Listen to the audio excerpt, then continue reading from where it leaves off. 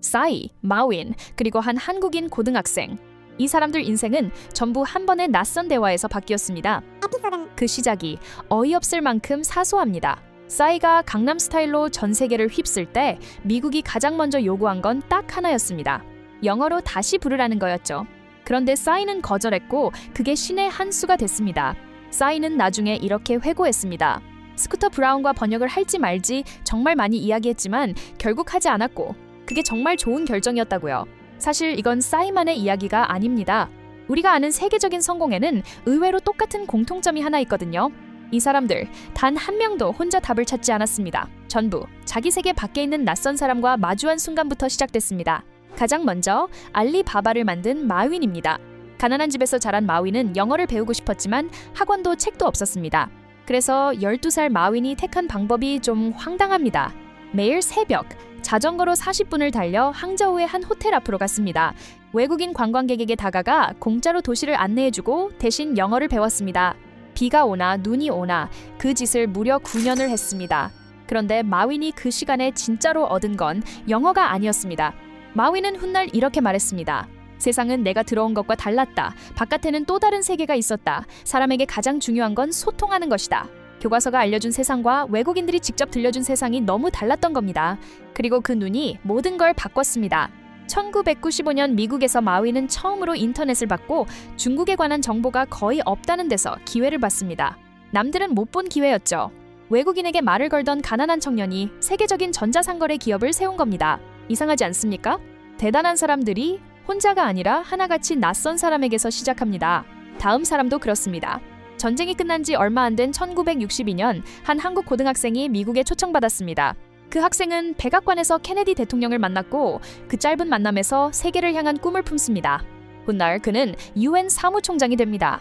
반기문입니다. 낯선 세계의 사람을 만나면 보는 눈이 바뀝니다.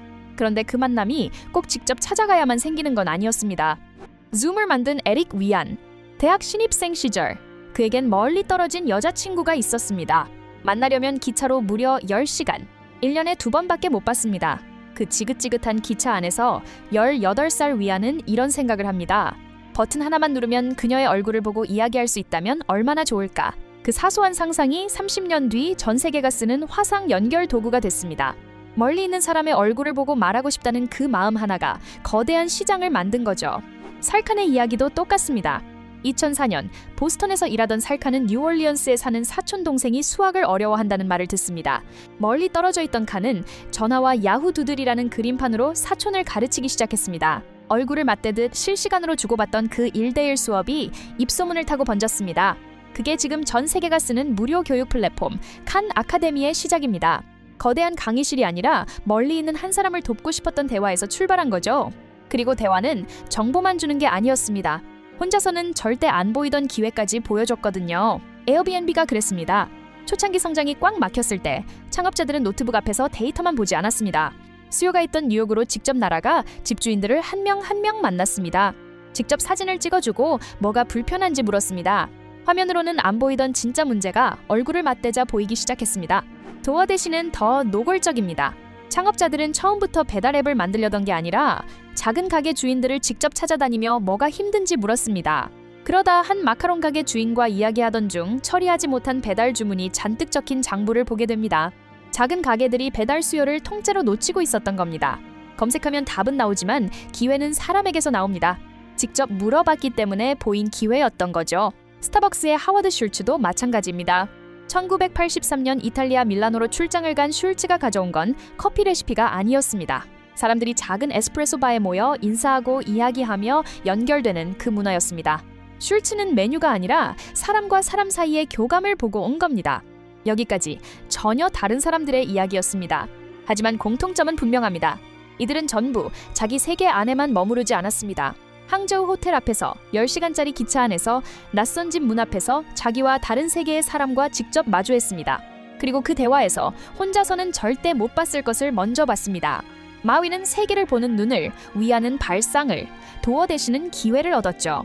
그런데 지금 우리는 항저우까지 가지 않아도 10시간 기차를 타지 않아도 됩니다. 화면 너머 다른 나라 사람과 얼굴을 보고 표정과 머뭇거림까지 느끼며 대화할 수 있으니까요. 에피소드니 하려는 게 바로 그겁니다. 단어를 외우는 곳이 아니라 나와 다른 세계의 사람과 진짜로 마주 앉는 곳.